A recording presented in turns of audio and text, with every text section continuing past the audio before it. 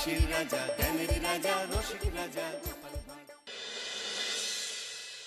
তোদের পড়াতে গিয়ে আমার মাথা খারাপ হয়ে যাবে। তাহলে আর পড়িয়ে কি লাভ? আমাদের ছুটি দিয়ে দিন, মাঠে গিয়ে বরং ঘুড়ি ওড়াই। কি পণ্ডিত, ছাত্রছাত্রীরা পড়াশোনা কেমন করছে? ওরা পড়াশুনো করে কোথায়? বাড়ি গিয়ে কেউই বই খুলছে না। মানে বই পড়ে না? না, এই যে গুলটেকেই দেখুন, 1 থেকে 50 অবধি মুখস্থ, কিন্তু তারপর বলতে গেলেই হোঁচট খায়। আচ্ছা গুলটে, 51 থেকে বল দেখি। 57, 52, 53, 54, 55, 56, 57, 58, 59, 60, 61। 57, 59, 60, সেগুলো আবার কি? 61 আগে তো 60 হবে। 41 এর আগে যেমন 40 হয়, 31 এর আগে যেমন 30 হয়। তুই কি নতুন করে বই লিখছিস নাকি সংখ্যা আবিষ্কার করছিস? না, বই পড়তে ভালো লাগে না। পণ্ডিত, এদের মা বাবাকে ডেকে বোঝাও, শুধু ঘুরে বেড়ালে চলবে, পড়াশোনা করতে হবে তো। আচ্ছা মহারাজ, আপনি যখন এত করে বলছেন, এবার থেকে আমরা মন দিয়ে পড়াশোনা করব। হ্যাঁ, আর বলিস না, তোদের গিন্নিমা আজকে চুনো মাছের চচ্চড়িটা যা বানিয়েছিল না, আহ, পুরো মাখন। গিন্নিমাতে এতদিন জানতাম সরষের তেল দিয়ে রান্না করতো, এখন কি মাখন দিয়ে রান্না করছেন নাকি? আরে দূর, মাখন দিয়ে রান্না করবে কেন? যাই হোক, বাদ দে। উফ, বিকেল বেলা আমাদের বাড়িতে চলে আসিস, তেলে ভাজা দিয়ে মুড়ি খাবো। আর সাথে একটু পেঁয়াজ কুচি আর শসা থাকলে একেবারে জমে যাবে। এ কি মন্ত্রী, তুমি এখানে দাঁড়িয়ে দাঁড়িয়ে গল্প করছো, কোনো কাজ নেই? রাজসভা তো একটু পরে শুরু হবে, তাই একটু ফাঁকা সময়ে। বুঝেছি। বেশি বকবক না করে রাজসভায় এসো, আজকে একটা গুরুত্বপূর্ণ আলোচনা আছে। ঠিক আছে, আমি আসছি। তাহলে বিকেলে চলে আসিস। হ্যাঁ হ্যাঁ মন্ত্রী মশাই, একদম চিন্তা করবেন না।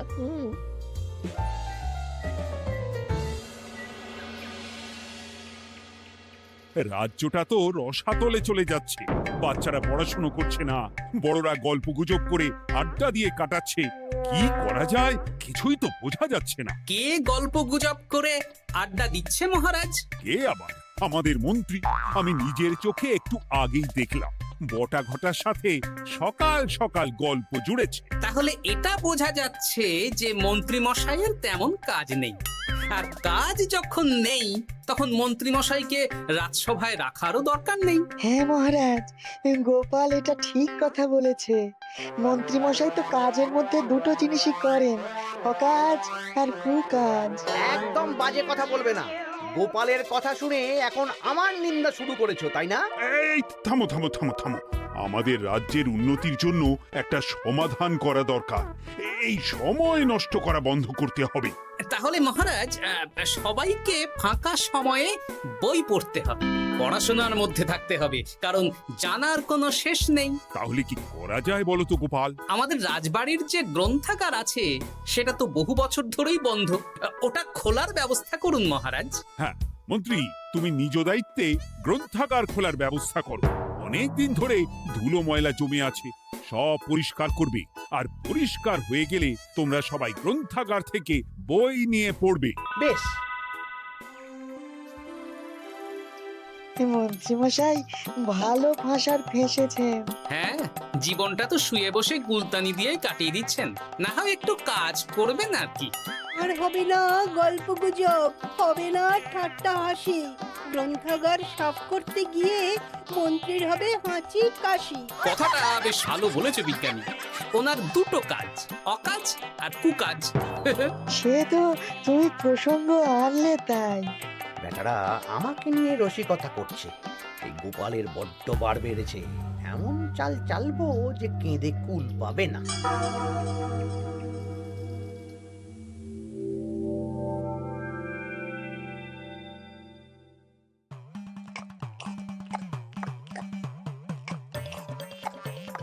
বেশ সুখে ছিলাম, কিন্তু হঠাৎ করে গোপাল আর মহারাজের সহ্য হলো না, চাপে পড়ে গেলাম। আমরা আপনাকে চাপমুক্ত করব, বলুন কি করতে হবে? আমি সব ভাবনা চিন্তা করে ফেলেছি, এখন তোদের আমার কথা মতন কাজ করতে হবে। আসতে পারি মন্ত্রী মশাই? হ্যাঁ, এসো এসো। ইনি তো চিত্রশিল্পী, এনাকে দিয়ে কি হবে? ইনিই তো আসল কাজ করবেন। শোনো, তা গোপালকে ভালো করে দেখে নিয়েছো তো? বিলক্ষণ। একটা পাতায় গোপালের ছবি আঁকতে হবে, ওপরে লেখা থাকবে কৃষ্ণনগরের ভবিষ্যৎ। কি গোপাল তো আপনার শত্রু, গোপালকে নিয়ে বই লিখতেন কেন? আমি বলছি, একটা পাতায় গোপালের একটা ছবি আঁকা হবে, যেখানে গোপালকে দৈত্য হিসেবে দেখানো হবে। বড় বড় দাঁত, বড় বড় কুলোর মতো কান। শোনো, নিচে একটু ফাঁকা রাখবে, যা লেখার আমি পরে লিখে দেব। আর আপনি মহারাজকে এই পাতাটা দেবেন? হ্যাঁ, আর বলবো যে গ্রন্থাগার পরিষ্কার করতে গিয়ে এই পুরনো পাতাটা পেলাম, তবে অনেক খুঁজেও বইয়ের বাকি অংশ কিচ্ছু পেলাম না মহারাজ। মহারাজ ওখানে দৈত্য বেশি গোপালকে দেখে ভাববেন রাজ্যের বড় বিপদ আসতে পারে, আর গোপালকে কোনো কারণ ছাড়াই তাড়িয়ে দেবেন। একদম তাই। কিন্তু একটা সমস্যা আছে। আবার কি সমস্যা? পুরনো পাতা বোঝাবেন কি করে? ছবি আঁকা হয়ে গেলে পাতাটা দুদিন রোদে ফেলে রাখবো, তারপর পাতার ধারগুলো একটু আঁকা বাঁকা করে কেটে দেব, সাথে আগুনের হালকা তাপ দিলে সাদা পাতা খুব তাড়াতাড়ি পুরনো দেখাবে। এটা ঠিক বলেছেন। আচ্ছা চিত্রশিল্পী, তাড়াতাড়ি ছবি এঁকে ফেলো। আমি কালকে সকালেই দিয়ে দেব। বেশ বেশ। আর বটা ঘটা, তোদের কালকে থেকে একটু আমার সাথে হাতে হাতে কাজ করতে হবে। হ্যাঁ, সে আমরা আপনার সুখে দুঃখে পাশে থাকবো।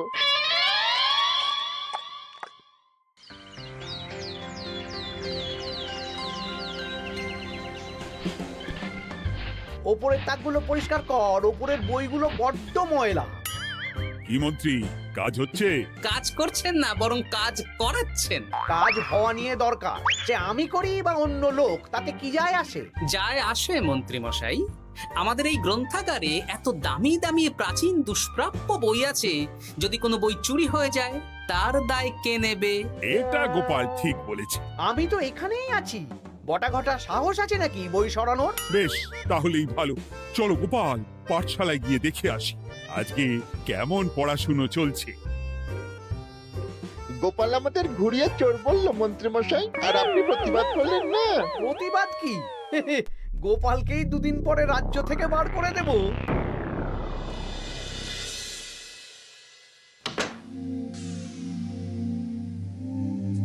মন্ত্রীমশাই, ছবি আঁকা হয়ে গেছে। কই দেখি দেখি দেখি। সাব্বাস, এই তো চাই। এই ছবি দেখে মহারাজ চমকে যাবে। এবার পাতা পুরনো করার কাজটা করে ফেললেই কেল্লা ফতে।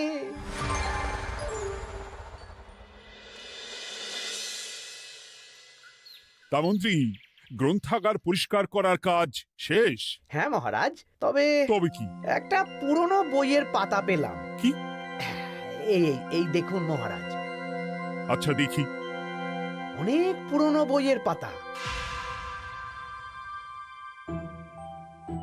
একই মহারাজ, আপনি আমার দিকে তাকাচ্ছেন কেন? ওরে বাবারে, এই পাতায় কি লেখা আছে? পড়ছি, কৃষ্ণনগরে এক নবরূপী দৈত্য জন্ম নেবে, যার নামের আদ্য অক্ষর গ। সে শুরুতে লোকজনের উপকার করবে, কিন্তু তার বয়সকালে তার আসল রূপ ফিরে আসবে। ওই ব্যক্তি আসলে মানুষ নয়, সে এক দৈত্য। সে থাকলে কৃষ্ণনগরে নেমে আসবে সর্বনাশ। কৃষ্ণনগরের মানুষদের ধরে সে খাবে।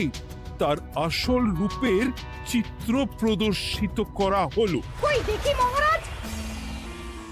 দেখো, সত্যি তো, এই দৈত্যকে একদম গোপালের মতন দেখতে।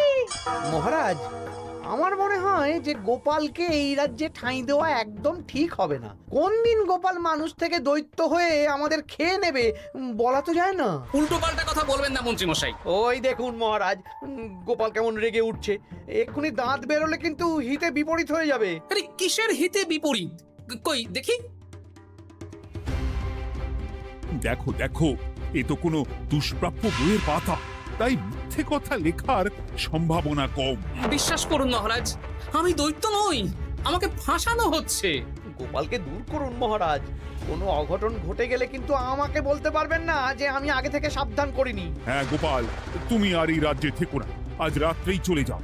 আমি জানি তো মানুষ অবস্থায় অনেক উপকার করেছো বা করছো, কিন্তু দৈত্য হয়ে উঠলে তখন রাজ্যের মানুষকে কি জবাবদিহি করব বলো? বিশ্বাস করুন মহারাজ, আমি মানুষ। চুপ! এই কে আছো? গোপালকে ঘাট ধাক্কা দিয়ে বের করে দাও। যেন আজকের পর এই রাজ্যে আর না দেখি।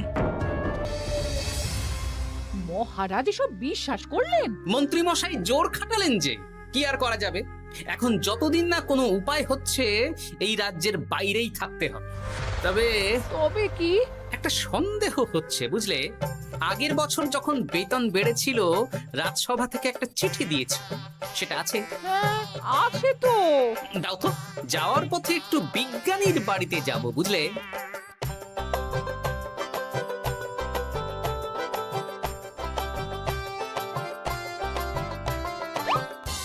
এবার চলো।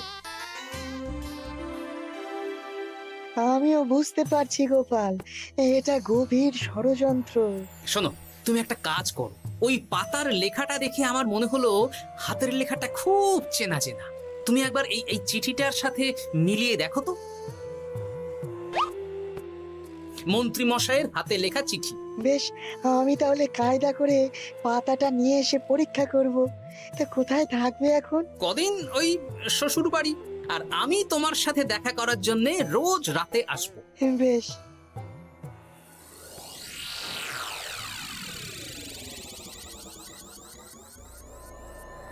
আসতে পারি মহারাজ?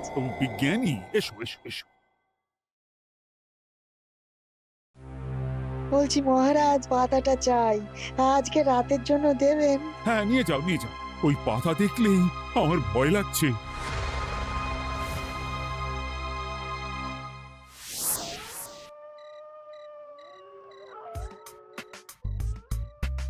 এ তো হাতের লেখা হুবহু এক। একদম মিলে যাচ্ছে। তার মানে এই হাতের লেখা মন্ত্রী মশাইয়ের, আর এই বই রোদে ফেলে রেখে হলুদ করা হয়েছে। আসতে পারি বিজ্ঞানী? এ কি, এ কে তুমি?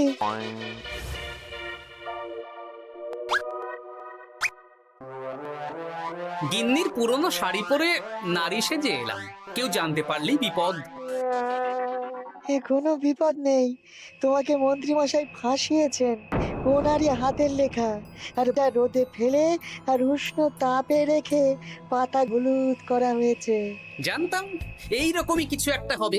তাহলে কালকে সকালেই রাজসভায় সব খোলসা করে দিই। না না, তার আগে মন্ত্রী মশাইকে একটু নাচাবো। কিভাবে? আমি দৈত্য সাজবো আর মন্ত্রীকে ভয় দেখাবো। আগে বটাকে দেখাবো, তারপর ঘটাকে, শেষে মন্ত্রীকে। ভালো মজা হবে, আমি তোমার পাশে আছি। তাহলে তাহলে এখনই সাজগোজ করে ফেলি বুঝলে। তুমি একটা চাদর মুড়ি দিয়ে আমার সাথে বটা ঘটার বাড়িতে যাবে এখন। আচ্ছা।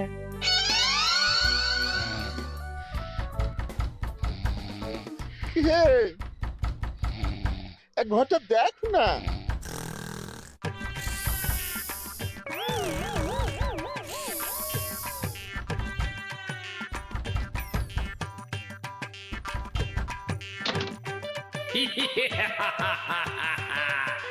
আমি তোকে খাবো, আমি দৈত্য গোপাল। বাবারে, আসল দায়িত্ব কি করে হয়ে গেলে? পালাই, এই ঘটা ওঠ। পালিয়ে কোথাও যেতে পারবি না, আমি তোকে খাবো। বাঁচাও, বাঁচাও। কি হলো? বটা কোথায়? এ বটা, বটা, এ কি হলো তোর? কোথায় গেলি? দৈত্য গোপাল আমাকে ধরে নিয়ে যাচ্ছে। মানে এটা কি? আমি গোপাল দৈত্য, আজ রাতে বটাকে গলাদ্ধকরণই আমার ভোজন, কাল তোর পালা। ওরে বাবা রে, কি কাণ্ড! আমাকে খেও না। চুপ, আমি মানুষ। এবার বল আমাকে ফাঁসানো হচ্ছিল কেন বল। আমি কিছু জানি না, সব মন্ত্রী মশাইয়ের চক্রান্ত। আমাকে ছেড়ে দাও। এখন না, পরে ছাড়বো। শোনো বিজ্ঞানী, এখন এর মুখ হাত পা ভালো করে বেঁধে ফেলো দেখি। আমি এক্ষুনি বাঁচছি। আর ভোরবেলা একটা কাজ করতে হবে, আমার কয়েকটা নাতি নাতনিকে তোমার বাড়িতে নিয়ে আসবো, আর তারপর আচ্ছা, আমি এখন চললাম, দরজাটা ভালো করে বন্ধ রেখো।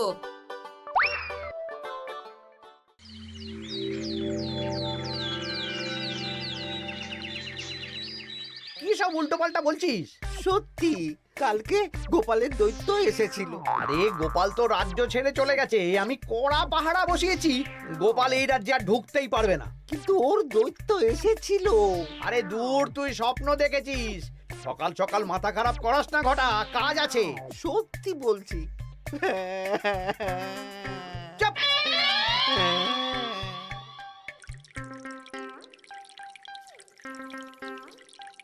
মহারাজ, আমি কানা ঘুষো খবর পেলাম বটাকে গোপাল দৈত্য কালকে রাতে তুলে নিয়ে গেছে। হ্যাঁ, আমিও তো তাই শুনলাম। কি সর্বনেশে দিন এলো! এতদিন তো এই বিপদ ছিল না। কালকে গোপালকে তাড়িয়ে দেওয়ার পরেই গোপাল দৈত্য হয়ে সব শুরু করলো নাকি? আরে দূর দূর, আরে গোপাল দৈত্য হবে কি করে? মানে তুমি তো ওই পাতাটা দেখিয়ে বললে। না মানে আমি বলতে চাইছি যে মহারাজ, গোপাল দৈত্য হয়ে এই রাজ্যে বিপদ আনতে পারে, কিন্তু সেটা তো এই রাজ্যে থাকাকালীন। এখন তো রাজ্যেই নেই, তাহলে আমি তো এর মাথা মুন্ডু কিছুই বুঝতে পারছি না। সর্বনাশ হয়ে গেছে মহারাজ। কি হলো পুটির বাবা? আজ সকালে গোপাল দাদার মতন দেখতে একটা দৈত্য এসেছিল আমাদের বাড়িতে, আর পুটি ট্যাপা পুচকে তুলে নিয়ে গেছে। এবার আমাদের কি হবে মহারাজ? এ কি সর্বনেশে কাণ্ড রে বাবা! দূর, কি সব বলছো? সত্যি, পুটির মা সকাল থেকে কাঁদছে, সকাল থেকে। হ্যাঁ, আজকে ওরা তিনজন পাঠশালাতেও আসেনি। এই সেরেছে। মহারাজ, গোপালকে তাড়ানোর পর থেকে তো দেখছি বিপদ শুরু হলো। এতদিন তো কোনো বিপদ ছিল না। সেনাপতি, তুমি তোমার প্রহরীদের নিয়ে গোপাল দৈত্যকে খুঁজে বের করার চেষ্টা করো। আচ্ছা মহারাজ। আর এই যে মন্ত্রী, বলুন মহারাজ। আজ থেকে রাজ্যের সব দোকান, বাজার, হাট অনির্দিষ্ট কালের জন্য বন্ধ থাকবে। সবাই বাড়িতে থাকো, ঢেঁড়া পিটিয়ে দাও।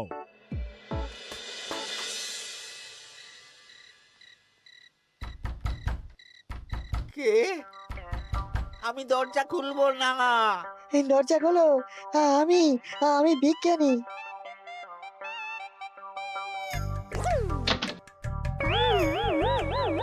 এবার আমি তোকে খাবো। আমাকে ছেড়ে দাও, আমাকে ছেড়ে দাও, ছেড়ে দাও, আমাকে আমাকে ছেড়ে দাও। ছেড়ে না, ছিঁড়ে খাবো।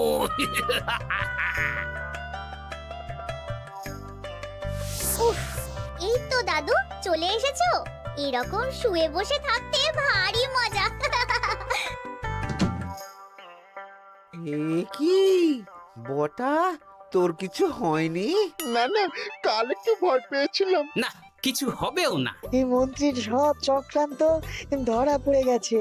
আমি চাইলেই মহারাজের কাছে মন্ত্রীর নিজের হাতের লেখা বইয়ের ব্যাপারে বলতে পারতাম, কিন্তু আমি চাই মন্ত্রী মশাই নিজের মুখে নিজের দোষ স্বীকার করুক। আর সেটা করানোর দায়িত্ব তোর হাতে। আমি কি করব? কাল সকালে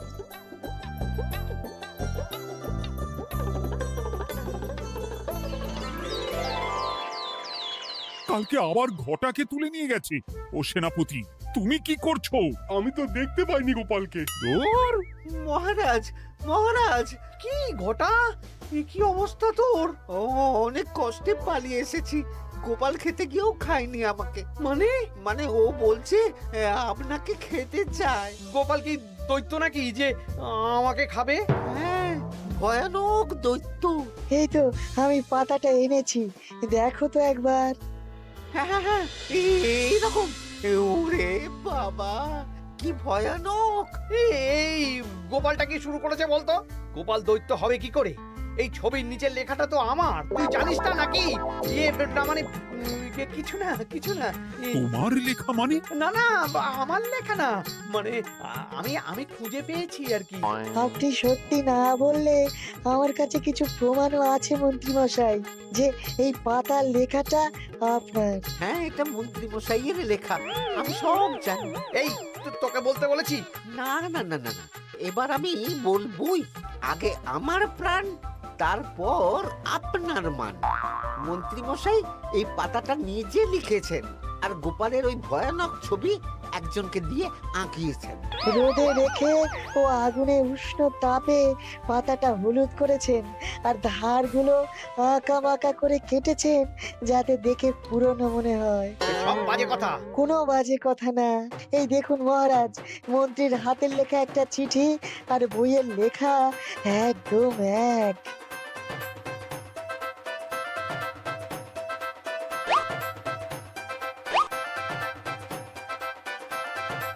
এ কি মন্ত্রী? ইয়ে না মানে, কিন্তু গোপাল যদি সত্যি দৈত্য না হয়, তাহলে বাচ্চাগুলোকে আর বটাকে কে ধরে নিয়ে গেল? আমি ধরে নিয়ে গিয়েছিলাম। অনেক সময় সোজা আঙুলে ঘি না উঠলে আঙুল বাঁকাতে হয়, তাই এই ছোট্ট নাটক। সবাই সুস্থই আছে। এবার মন্ত্রীকে আমি মেরে অসুস্থ করে দেব। সুস্থ মানুষকে দৈত্য বানিয়ে দিলে, হ্যাঁ?